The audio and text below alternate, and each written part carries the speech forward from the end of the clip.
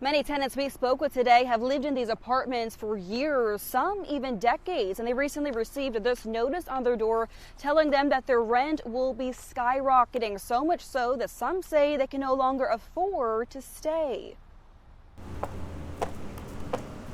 From a human standpoint and a community standpoint, this is wrong. 61-year-old Debbie Vigil has spent her entire life in California. It's where she grew up, built a career, and raised her children. And now she's made the heartbreaking decision to leave the very place she's called home. It's absolutely tearing me apart. It's my life.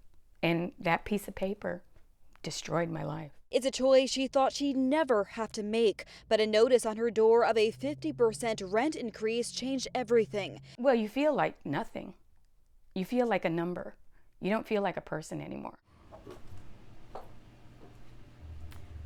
She's lived in this apartment in Carmichael for the last 9 years. She says she's never missed a payment and always looks out for her neighbors. But even a good tenant like Debbie can't afford to pay $1,500 a month in rent when there's only $1,000 in her budget. What are they trying to do with us? They're just basically care about getting the money. And Debbie's not the only one facing this nightmare. Sal Marino says he's lived in the Crestview apartment complex since 2005 with his wife and children. And now, because of this rent hike, we are thinking of moving to Alaska because it's ridiculously expensive to live in California. Debbie's new rent price kicks in on October 1st. She got just 2 months' notice to find a new place to live.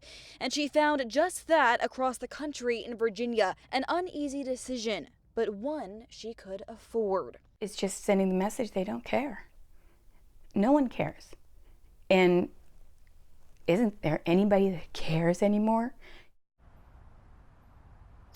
You really feel for those tenants there. Now, we did reach out to the company who owns these apartments and are still waiting for their reply.